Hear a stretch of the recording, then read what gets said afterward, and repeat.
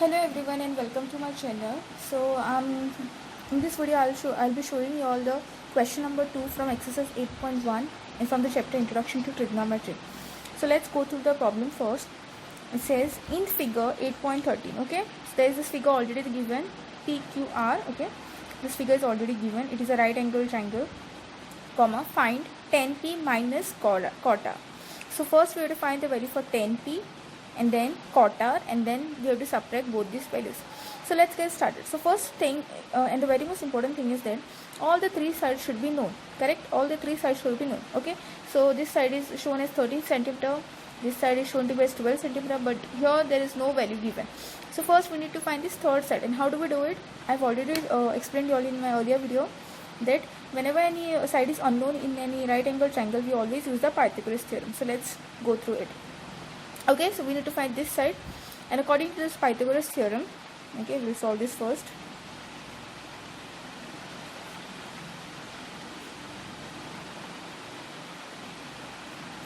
The hypotenuse, the slanting line, the square of this side is always equal to the addition of the opposite two sides. So let's see how. So the slanting side or the hypotenuse side is this PR. So I'm going to write PR first, square it, is equal to the addition of the other two sides. So which are the other two sides? This side is gone. PQ plus QR, okay, and square. So everything has to be in squared, okay? So these two sides are this side opposite and adjacent, okay, depending on the alphabets, and this is my hypotenuse. So now we need to find which side, QR square. So now let's write whatever information is given. PR is given, that is 13, and square. PQ is 12 and square. QR is not given, so unknown, so I'm going to write QR as it is, okay? Now 13 square is how much? 13 into 13 how much? It is 169. 12 square is 144. 12 into 12 will give us 144, and QR is unknown and we have to find it, so QR will remain here. So now whatever we want to find, we always keep it on one side and remaining all the numbers on the other side, correct? So this 144 will go on this left hand side, correct? This 144 will go on this left hand side since we want to find the value for this, correct? So this is positive over here, so when it goes on the other side, it always changes the sign, correct? So 169, this 144 will come on this side, so it will become negative 144. And what is remaining here? QR square. So 169 minus 144 will give us 25 here. 169 minus 144. 9 minus 4 is 5. 6 minus 4 is 2. 1 minus 1 is 0. 25. So it will give us 25. But do we want QR square? Do we want QR square or just QR, single QR? We just want a value for a single QR. So if we want to do, what we will do, we will remove this square and this number will get a root, correct? QR. Now 25 is the square of which number? Which two numbers when multiplied together give us 25? 5 into 5 gives us 25, correct?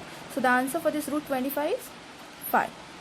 So the length of QR, so this length of QR is 5 centimeter. Now can we solve our problem 10p minus QR? Yes. So first let's see what are the trigonometric ratio values for 10p. So 10p. We know the trigonometric ratio or the sides for 10p.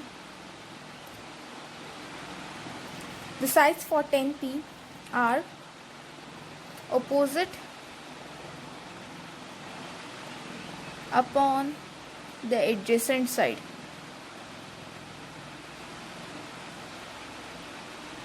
Correct? Now which side? Opposite from this opposite side and adjacent side from which point? P point. Where is our P? The P is here.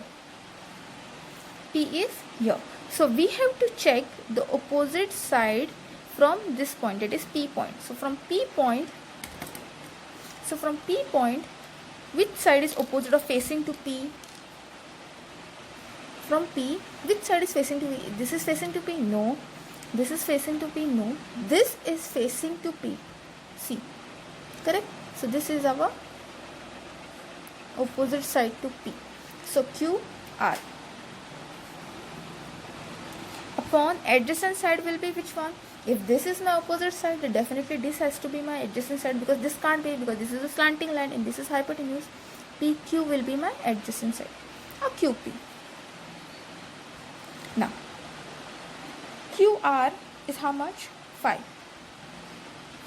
And what is the value for QP? 12. So this is the value for 10p. Similarly we need to find the value for cot r, and then we need to subtract both these things together. Now cot r.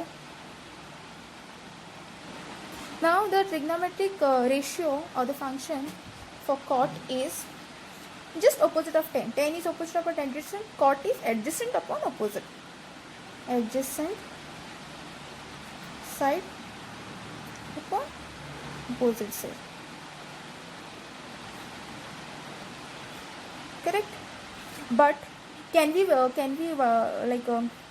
use the same values? No, because here the point shown was P, here the alphabet shown is R. So we need to check the adjacent side at the opposite side from this point, that is R point. Okay, where is R? This is R. This is R. So from this point we have to check the opposite and the adjacent side.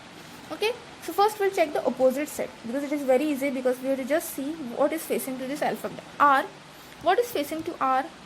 This side. This side, for this R, this side is facing to it directly, correct? This side is facing to it. So the side opposite to R is PQ. Where is opposite? Down. So it is PQ. So if this is opposite, which will be the adjacent side? This one, the remaining one, because this we can't use, this is hypotenuse. So QR. And QR is how much? QR is how much? 5 by PQ is 12. Now, according to our question, we need to subtract both these values. We need to subtract the values of 10p and QR, correct? So let's do that. So we need to subtract the values of 10p minus cot r. So the value for 10p that we got is 5 upon 12 minus value for cot r. Value for cot r is 5 upon 12. Now can you all see both these values are similar, correct? If we if we subtract two similar values together, what we will get? Obviously we will get 0, correct? We will get a 0. And with this we are done with this problem. Okay, so 10p minus cot r is nothing but 0. Thank you for watching my video.